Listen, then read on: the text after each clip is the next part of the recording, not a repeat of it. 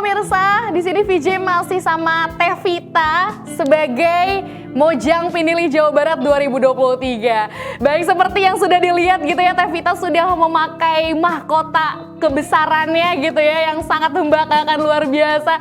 Tevita, itu gimana rasanya sampai pada akhirnya sekarang mahkotanya sudah ada di kepalanya tuh, luar biasa. Gimana pertama kali feel-nya tuh? Iya, jadi pertama pasti bangga dan bahagia banget ya gitu ya, bersyukur bahwa akhirnya aku dipercaya kembali untuk menjadi seorang pinili. Tapi di sisi lain pastinya ada perasaan beban juga, deg-degan juga, karena sejujurnya mahkota ini bukan hanya sekedar hiasan kepala, tapi juga disinilah ada amanah besar dari seluruh warga Jawa Barat untuk saya sebagai Mojang Pinili Jawa Barat 2023. Khawatir apakah nantinya selama 1 tahun ke depan saya bisa betul-betul mengemban amanah ini dengan baik atau enggak gitu Kak. Jadi ini adalah salah satu bentuk amanah yang luar biasa yang harus saya emban setahun ke depan gitu Kak. Dan kalau respon dari orang-orang terdekat pastinya mereka bangga banget gitu, karena saat di Abang Po pun menang jadi pinili pun dapat mahkota, dan ini adalah mahkota kedua yang saya bawa pulang. Jadi mereka sangat-sangat bangga dan bersyukur banget pastinya. Wow, luar biasa. Berarti itu mahkota kalau di Moka Jabar tuh, mahkota yang dipakai itu memang turun-temurun atau mungkin setiap pinili akan dapat mahkota itu, atau seperti apa sih sebenarnya Teh? Sebetulnya karena ini baru banget, jadi saya belum paham banget mengenai itu. Tapi yang saya lihat ini kemarin adalah mahkota yang dipakai oleh pinili sebelumnya gitu. Jadi kemungkinan akan diturunkan lagi ke pinili selanjutnya. Jadi memang ini ya, yang diamanahkan untuk ke pinili-pinili selanjutnya gitu ya. Dan itu berarti boleh dibawa pulang ya selama menjabat sebagai Mojang Pinili, berarti selama berapa tahun tuh kurang lebih? Ya, kalau berdasarkan amanahnya selama 1 tahun, dan iya betul akan saya bawa pulang karena memang nanti setiap penugasan akan saya gunakan Kak mahkotanya. Berarti selama menjalankan tugas nantinya program-program apa yang dibuat harus memakai mahkota kebesarannya gitu ya? Iya, betul. Baik.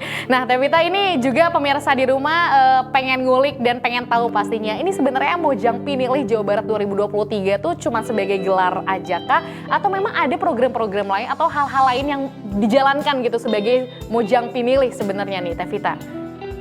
Baik. Sebetulnya banyak yang harus kita lakukan, dan tapi proses melakukannya itu nggak sendirian Kak. Jadi aku akan tetap bekerja sama dengan seluruh Mojang Jajaka Jawa Barat angkatan 2023 yang saat ini jumlahnya yaitu 44 orang, ada 22 Mojang dan 22 Jajaka. Nah, selama setahun ke depan kita akan menjalankan berbagai penugasan pastinya, karena kita berada di bawah naungan Disparbud Jawa Barat. Kita pastinya akan mengikuti berbagai kegiatan yang dilaksanakan oleh Disparbud Jawa Barat. Selain itu, kita juga akan merealisasikan berbagai program. Nah, kemarin saat pemilihan itu kita sudah diminta untuk merancang program advokasi yang nantinya kita akan pilih beberapa program untuk direalisasikan selama setahun ke depan. Nah, realisasinya itu saya nggak sendiri pastinya. Jadi saya akan merealisasikan bersama dengan 22 Jajaka dan 22 Mojang lainnya. Jadi program-program yang memang sudah dibuat itu enggak dijalani oleh Mojang Pinili aja gitu ya, tapi semua finalis yang memang ini juga ikut menjalankan program-programnya berarti ya? Betul Kak. Oke, baik. Tapi kalau boleh di-spill, ini kan mungkin masih baru-baru ya Tevita ya. Menjadi seorang Mojang nih mungkin baru beberapa minggu kali ya, seminggu atau ya? Kurang lebih ya. Gak sampai seminggu bahkan, belum sampai seminggu. Belum sampai seminggu bahkan ya. Nah, ini boleh di-spill dong Tevita, ini kira-kira nantinya rencananya akan ada program apa sih sebenarnya? Oke, nah sebetulnya program yang kami rancang kemarin ada salah satu program yang cukup besar Kak. Programnya ini sebenarnya berkaitan dengan berbagai hal dan sebagai solusi dari berbagai isu strategis yang ada di Jawa Barat.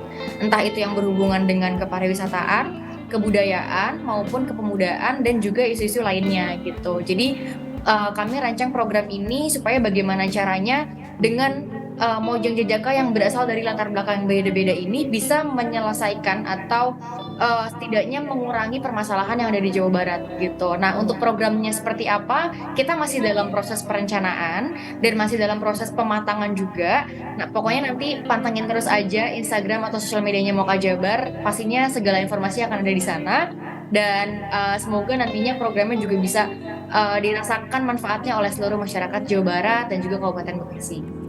Wow, ditunggu ya. Ditunggu inovasi-inovasi besarnya yang pastinya luar biasa sekali loh gitu. Pilihan-pilihan rakyat dari setiap pilihan-pilihan ya dari setiap daerahnya, perwakilan gitu ya, perwakilan remaja dari setiap daerahnya, dan Vita ini sebagai perwakilan dari Kabupaten Bekasi untuk menggerakkan semua kegiatan-kegiatan hebatnya pasti di Jawa Barat ini. Luar biasa. Nah, Teh Vita ini kan pastinya selain mungkin mengemban sebagai Mojang Pinilih Jawa Barat 2023, di sisi lain juga kan Teh Vita tadi juga sudah menyebutkan kesibukannya juga ya bekerja gitu. Dan sekarang juga kebetulan udah lulus gitu ya, jadi mungkin nggak ada aktivitas perkuliahan lagi gitu. Nah, ini gimana sih cara bagi waktunya nih sekarang gitu? Dan kemarin-kemarin bahkan persiapan itu kan kalau nggak salah berarti masih proses skripsian atau seperti apa? Kalau untuk proses Moka Jabarnya sendiri, alhamdulillah saya sudah sidang, jadi skripsinya sudah selesai. Jadi PR bagi waktunya adalah hanya tinggal antara pekerjaan dan Moka Jabar atau family time gitu sih Kak. Nah, gimana cara bagi waktunya sebenarnya diakal-akalin sesuai dengan situasinya aja sih Kak. Pastinya semuanya akan tetap jadi prioritas gitu. Nggak melulu memprioritaskan satu hal gitu. Jadi bagaimana situasi keadaan di lapangannya aja gitu. Nah, yang terpenting adalah sehat dulu badannya, terus juga pastinya mengerjakan sesuatu tuh sesuai dengan porsinya, dan juga pastinya nggak diundur-undur gitu, kayak kerjaan tuh selesaikan sebisa mungkin secepatnya di waktu jam kerja, jadi ketika pulang kerja udah nggak bawa kerjaan kantor lagi dan bisa mengerjakan hal-hal yang di luar pekerjaan kantor seperti Moka Jabar ini, ataupun bisa juga menghabiskan waktu sama keluarga kayak gitu. Jadi dengan waktu yang ada aku manfaatkan semaksimal mungkin. Pastinya aku juga bisa tetap jalin hubungan dan jalin quality time sama keluarga juga kayak gitu sih Kak. Itu ya, work life balance tuh kadang memang agak susah, tapi memang harus dijalani sebagaimana mestinya dijalankan gitu ya Teh Vita. Tapi semangat terus ya, semoga hari-harinya tetap terus menyenangkan, tetap terus semangat, tetap terus sehat, yang paling penting sih itu ya, sehat terus ya untuk bisa menjalankan segala aktivitasnya yang sangat luar biasa ini, yang pastinya Teh Vita nih pastinya sangat menginspirasi banget gitu ya untuk teman-teman di rumah, khususnya anak-anak muda gitu. Tadi Teh Vita bilang gitu ya, segala waktunya ini dengan waktunya yang sangat luar biasa padat, tapi memanfaatkan waktunya semaksimal mungkin. Tapi Teh Vita mungkin bisa di-spill cara bagi waktunya gitu. Ada nggak sih mungkin Teh Vita tips-tipsnya dari Teh Vita sendiri, ada daily routine yang mungkin Teh Vita jalankan gitu, atau mungkin ada prinsip-prinsip hidup yang memang Teh Vita jalankan gitu, boleh di-spill gitu, mungkin bisa diikutin sama teman-teman di rumah. Ya, jadi prinsipku seperti yang tadi kakak sebutkan, sesibuk apapun aku tetap harus punya work-life balance gitu Kak. Jadi kerjaan dikerjain, kegiatan di luar kerjaan juga dapet, waktu sama keluarga dan waktu untuk diriku sendiri tetap ada juga gitu. Karena kalau kita terlalu forsir semuanya di hal-hal yang membuat kita stres, membuat kita lelah, pada akhirnya nggak akan maksimal juga ngerjainnya gitu. Jadi sebisa mungkin tetap harus sediain waktu untuk manjain diri sendiri gitu. Tetap harus ada waktu untuk kasih waktu sama keluarga juga gitu kan. Nah, tipsnya adalah kalau aku sih pastinya di setiap hari itu aku selalu punya to-do list. Jadi apa aja nih hal-hal yang harus aku selesaikan atau harus aku kerjakan hari ini kayak gitu.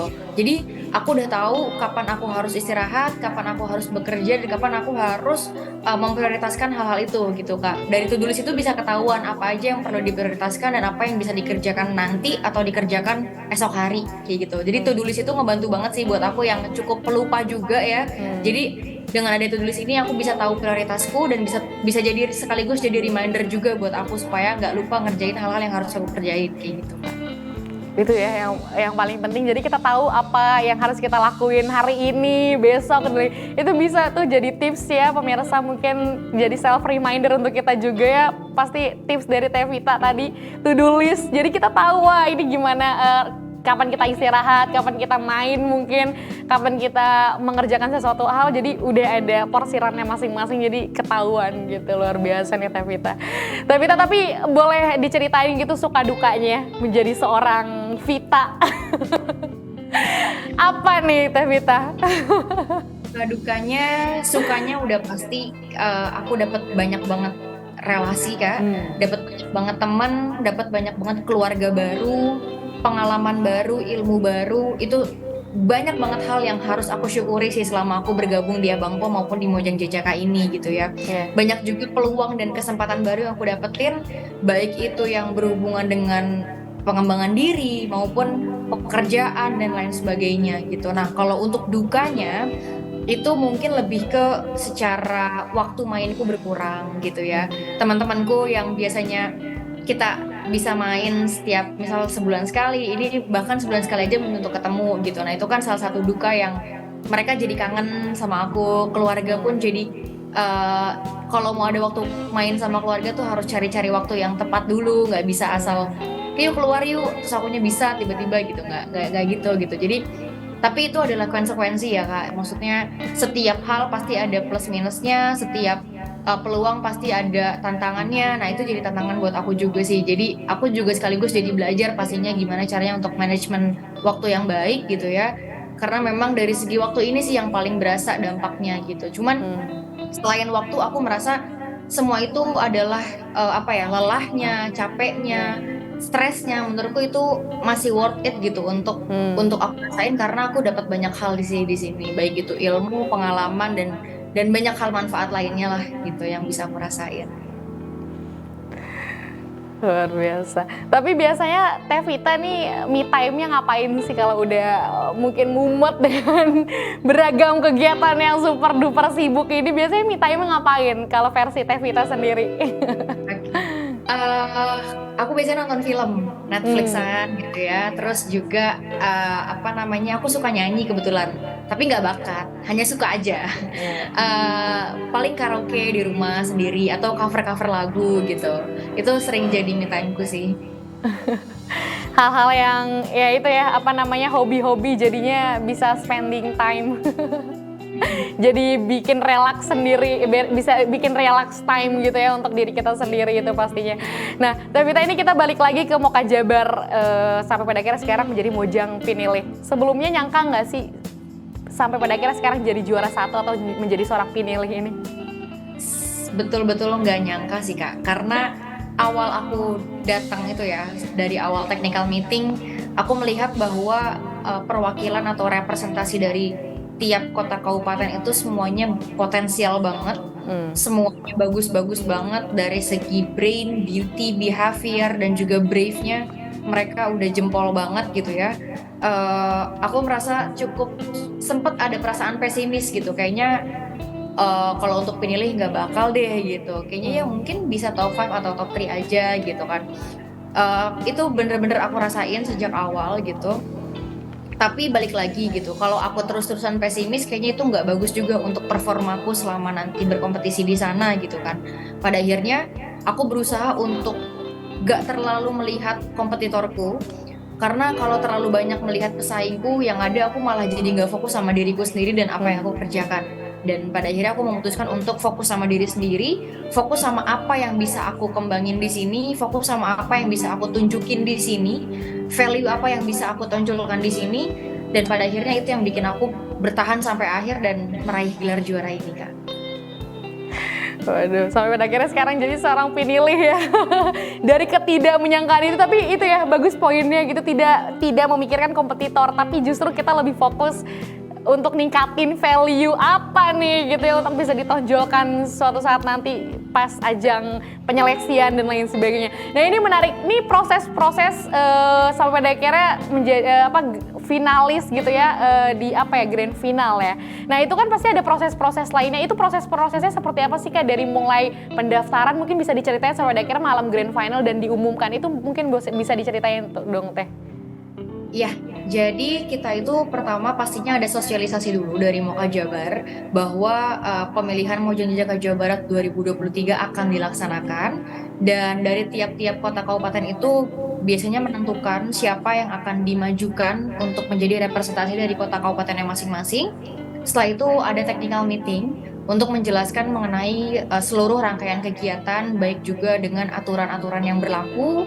Setelah itu kita diberi beberapa tugas karena proses karantinanya itu sangat singkat ya Kak. Jadi setelah technical meeting kita balik ke kota kabupaten masing-masing untuk menjalankan tugas-tugas yang diberikan. Tugasnya itu banyak, ada esai, ada kita juga diminta untuk bikin proposal advokasi yang program tadi gitu. Dan kita juga diminta untuk latihan untuk opening dance, latihan untuk unjuk kabisa. Jadi hari pertama karantina itu kita langsung unjuk kabisa Kak, unjuk bakat gitu. Jadi selama proses itu kita latihan pastinya. Nah, hari pertama itu unjuk kabisa, hari kedua kita ada forum group discussion sekaligus presentasi mengenai program yang kita bawa. Setelah itu kita juga ada hari selanjutnya ada deep interview. Deep interview ini terdiri dari 5 pos. Ada pos pemerintahan, pos pariwisata, ekonomi kreatif, organisasi, dan juga pakem baju kebesaran Mojang Jajaka. Di sini kita dinilai seberapa jauh, seberapa mengetahui kita tentang ilmu-ilmu yang di bidang-bidang tadi. Terus juga ada gala dinner. Gala dinner di sini bertemu dengan pejabat-pejabat atau orang-orang penting yang berhubungan dengan Moka Jabar pastinya. Terus juga selanjutnya kita ada beberapa visit atau kunjungan ke daerah-daerah yang salah satu bisa dikenal sebagai salah satu cagar budaya juga ya gitu.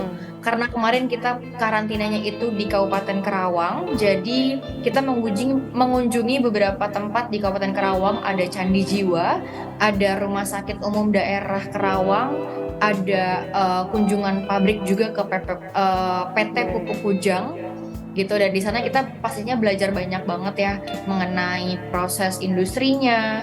Terus juga kalau di rumah sakit bagaimana rumah sakit ini melayani pasien-pasiennya gitu kan, dan apa sih yang sekiranya kita sebagai Mojang Jajaka ini bisa turut berkontribusi membantu mengembangkan tempat-tempat itu gitu. Lalu kita juga di Candi Jiwa itu ada photoshoot Kak, jadi kita bawa salah satu batik karya salah satu pengrajin di Jawa Barat, lalu kita photoshoot di sana sekaligus mengenalkan Candi Jiwanya seperti itu. Dan dari terakhir kita baru ada grand final untuk menentukan siapa pemenangnya. Cukup panjang ya proses-prosesnya. Baik, nih Tevita kita akan lanjutkan sebentar ya, kita akan jeda dulu nih pemirsa juga pasti penasaran nih seputar Moka Jabar ini, tapi kita akan jeda dulu, jangan kemana-mana, tetap di Ngobrol Bareng.